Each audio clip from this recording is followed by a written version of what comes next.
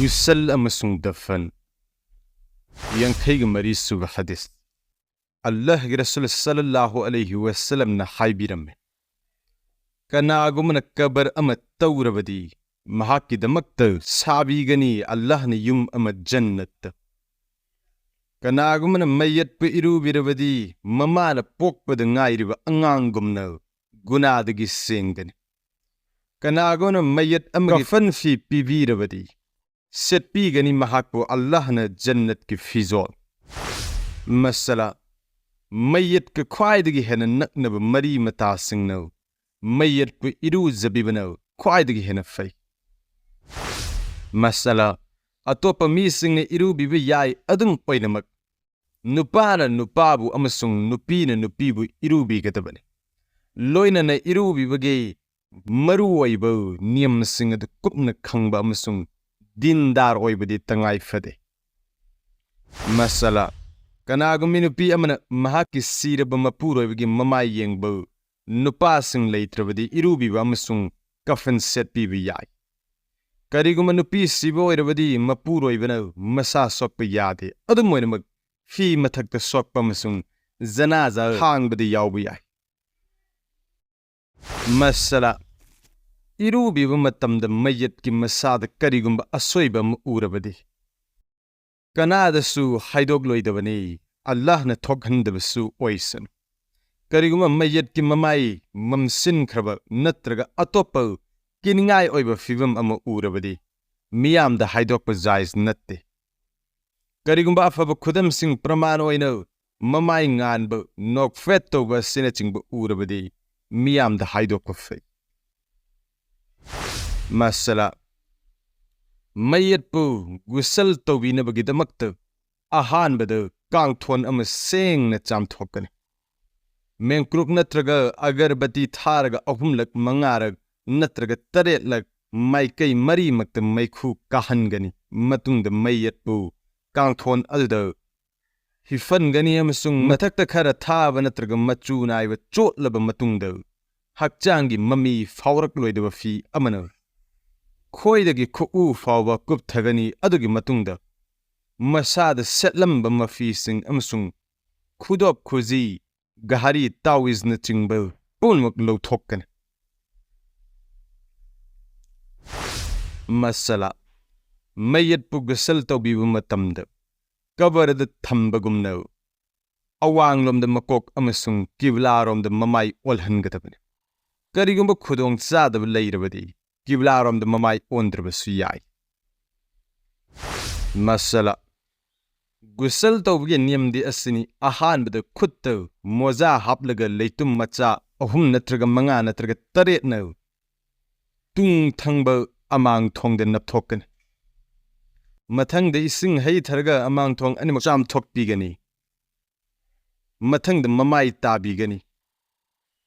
Makut animak khuning faw cham bigani Kok ki masa tawbigani Makhong animak khumit fawba hambigani punawak asi hingling edu wuju tawbaga chapman hangani Mathang dala sing natraga fi machet ama chotlaga maya manaton amasung mana kongda ahumlak nan thokpigani Wuju tawbiba loiraba Matungda sabun taklaga lumbu sabi ising makok cham thokpigani Mathangda oiromda Mathangda yetlomda chephalaga hakchang pumba Thung ni ising yohangani amasung sabun taktuna cham thokpigani tawigum basung khoidagi khu fawbadi yengba amasung khudna sokpa yade maramasana khud moza haplaga fi manungda adumak chambigani mathangda longna hibhallaga achambi isingna ahumlag hanna masa pumba thungna haithabigani mathangda mayat ki mapukta taplakna namlaga famhandagi mawongda ahumlag hanna makok Hangat pigani Karigumba Amang bakara thoklaklabadi Tay thokani amasung cham thokani Amuganna irubi bagi darkar oide Irubi ba loiraba matungda aseng ba fi amana fazana nap thok pigani Amasung koi amasung kokki samda Atara tay bigani loinana Laipak naton khuvak animak khu animak amasung Khongsa sing adu Kafur tay bigani Masala Nupagidamakta fi ahum kurta lungi inna fi amasung nupigidamakta fi manga kurta lungi inna fi sinaben na kafan oina set piba sunnat. Kurta lengjumdagi khubom tangkhai fawa chol hangadabani. Lungi mayat ki marep ka chap manana sangba amasung fazana hakchang khumba marak oigadabani. Inna fi mayat ki marep tagi kuning ama hena sangba amasung fazan hakchang khumba yaba marak oigadabani.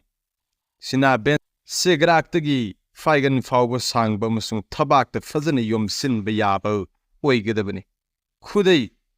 kap anirom pakpa amasung masam amadi makok fazana khumba yaba oigadabani. Masala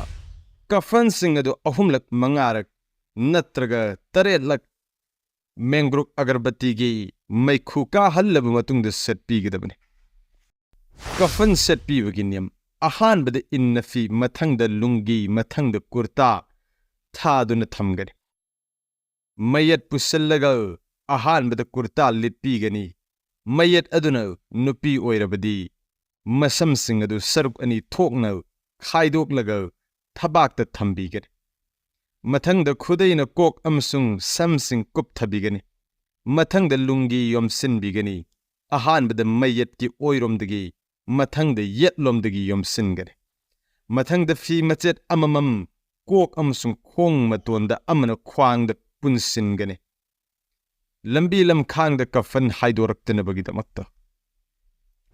Masala yamna piklibi nupim cha oirabasu fi manga suhanbana hena fay. Adu moinamag khuday amasung sinaben da yaudabadaw kariso kaiba laite. Masala yariba makai thuna mayat dafan tawba fay. Masala zanaza thangbagi mustahab oiba niyamdi ahan badaw kaigi yet thangba nakangi mamang thangba pambomna isagi yet thangba lengbandaw thamlaga yamdrabada khongkap tara chatlaba matungda yet thangba nakan adugi tung thangba pambom isagi yet thangba lengbanda thamlaga yamdrabada khongkap tara amuk chatpa mathangda oi thangba nakan gi mamang thangba pambom oi thangba lengbanda thamlaga yamdrabada khongkap tara chatpa matungda oi thangba nakan gi tung thangba pambom isagi oi thangba lengbanda thamlaga yamdrabada khongkap tara amuk chatpa asini. Nungsirabitrinawsing ngasigi asi fawdan khangnarasi mathangi video amada namaz janaza kabar amasung dafan asina chingba khangminnasi. Nungsirabitrinawsing na video asibu mipung khudingmukta share tawbiduna khanghanbiyu. Allah Ta'ala na haizak wafam karasi dai khudingmapu amal tawbungambagi pangal thawnadu binabibu oisan.